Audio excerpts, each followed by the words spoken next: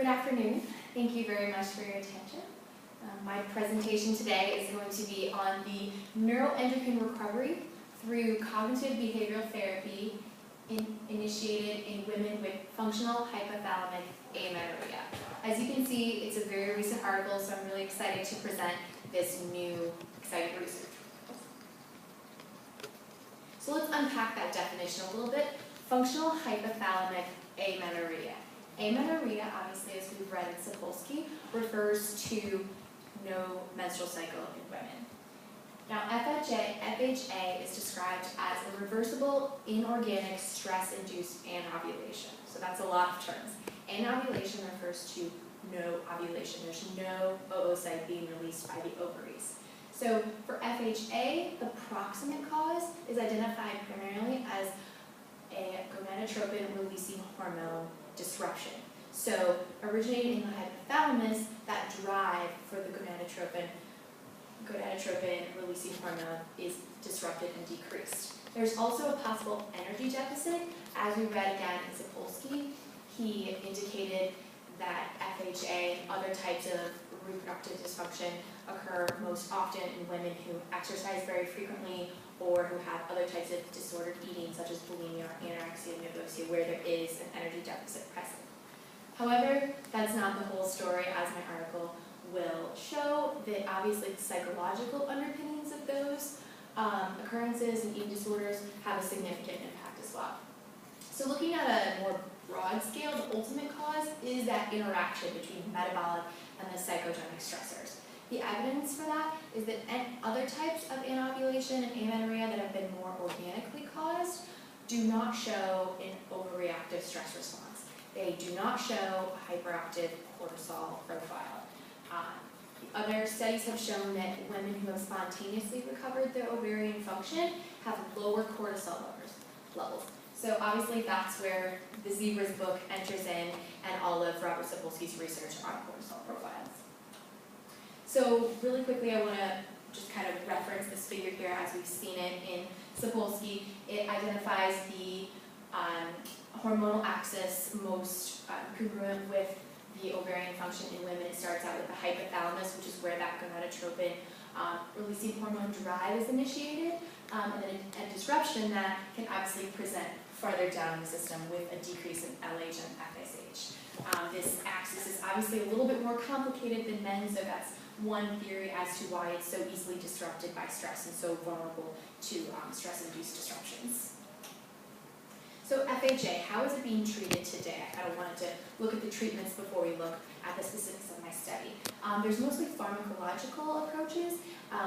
Exogenous sex steroids have been used when fertility is not of immediate concern. However, if conceiving and fertility is of something of immediate concern, they can get ovulation to be induced. However, both of these approaches do not kind of target the underlying measures of this chronic stress that we've read so much about. They're simply mitigating the symptoms. So some other things that we've read about as well is the increase in heart disease from chronic stress, and as this image shows here, instances of osteopenia and later osteoporosis, specifically in women pertaining to the bone marrow stem state. When I was doing my early research, I found some early studies in 2003 on hypnotherapy, and I thought that was kind of the beginning of the approach of looking at how we can mitigate these psychological aspects to target this FHA rather than simply looking at the metabolic functions.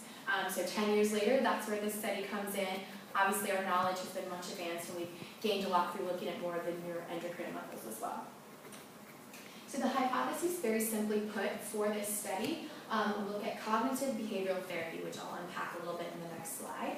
Specifically, the authors suggested that they thought there was going to be lower cortisol levels, increased leptin levels, and increased thyroid function as well, as measured by TSH.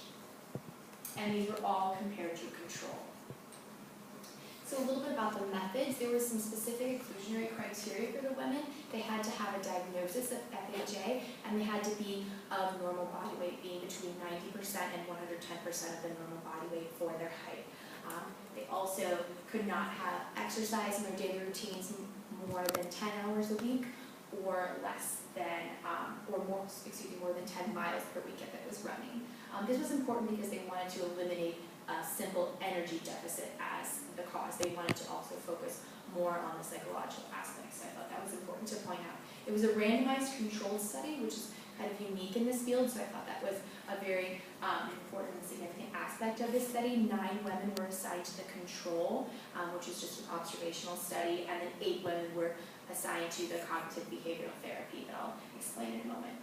The CBT sessions were given over 20 weeks, and they were divided up into 16 sections. So CBT, that's kind of a very interesting acronym. What does that actually mean?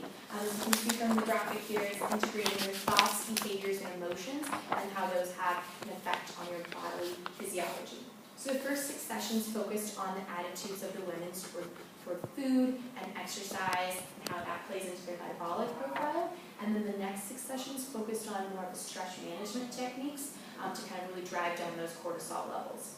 The last 6 sessions focused on preparing the individuals for the end of therapy and the re-entrance into quote-unquote real life.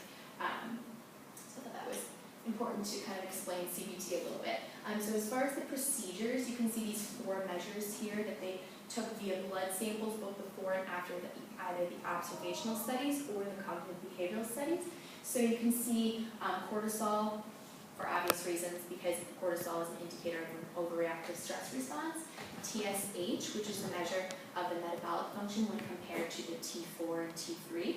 And then leptin measures, they wanted to check because they wanted to see if leptin could be increased without changing the BMI of the women, which I thought was a very interesting relationship. The data was also reported as the mean plus or minus the standard error of the mean, and the primary outcome variable was established as the percentage of women that had ovarian restoration, and the secondary outcome variable was established as the percentage of cortisol increase from those baseline measures that were measured before the study.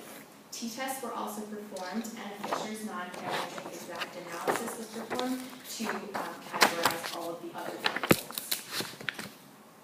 So clearly here I have 2 pie charts that show the physical results of ovarian recovery. You can see with the CBT, 3/4 of the women had full recovery, which indicates that they restored their menstrual cycles and their estrogen levels were above the threshold that they had named before the study. A portion of them also had, in this yellow color here, a partial recovery, which indicates that they didn't have ovarian refunction in terms of a menstrual cycle restarting, but they also did have an increase in estrogen levels, which means something was occurring. You can see with the control, there was no instance of full recovery, some partial recovery, but mostly no recovery at all.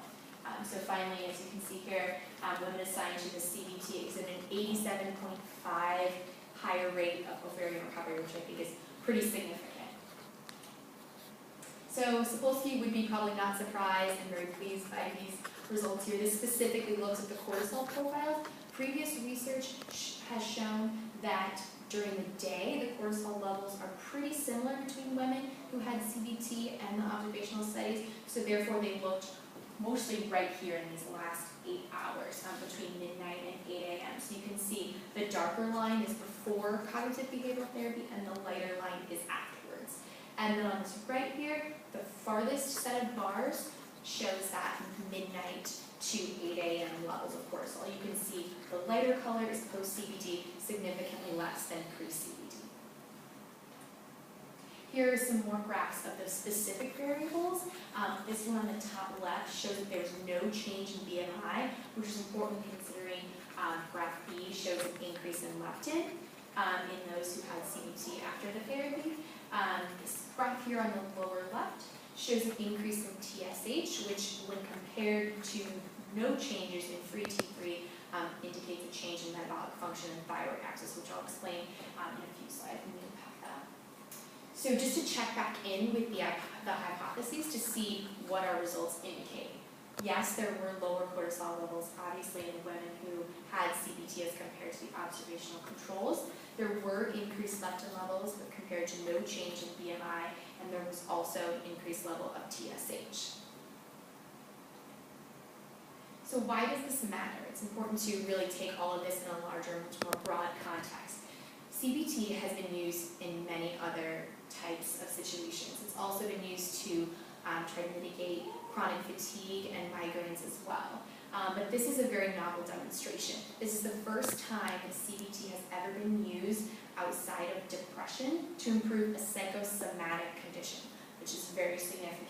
It highlights a very obvious but interesting correlation between cortisol levels and ovarian function. As we have read, as a focus of Sapolsky, obviously cortisol levels affect pretty much everything in the body, but this study clearly ties a temporal link to ovarian function. And the fact that it was able to alter metabolism through psychotherapy rather than any type of pharmacology was very interesting to me.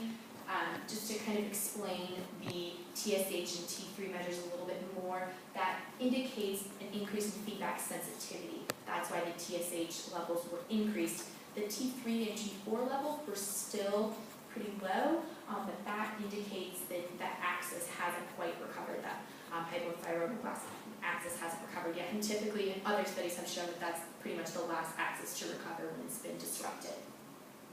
So in a little bit more of an evolutionary context, animal studies, such as the baboons studies by Sapolsky, have shown that social hierarchy stress or any other type of social stressor that's not physical has significant effects on the ovarian function and reproduction function of men and women both. However, today, as humans in the 21st century, we're very vulnerable to a lot of different types of stresses. We don't have lions chasing after us, we don't have typical winter hungers, but we do have deadlines, we do have traffic, we do have everyday stressors, both chronic and short-term, that have significant effect on our bodies. And the energy deficit is typically no longer inevitable. Women who experience these types of energy deficits are usually have psychological underpinnings, like I mentioned, with the eating disorders, or kind of that drive for perfection, drive for thinness that has often been noticed in today's culture. And so overall, this study shows that there are very important neuroendocrine indicators of ovarian function, and it's important to address both the psychological and the metabolic causes of FHA to get a full recovery in all ways. So I think, in short, my message to everyone in the room, or at least the women, is to keep calm and optimistic. Thank you very much. Yay!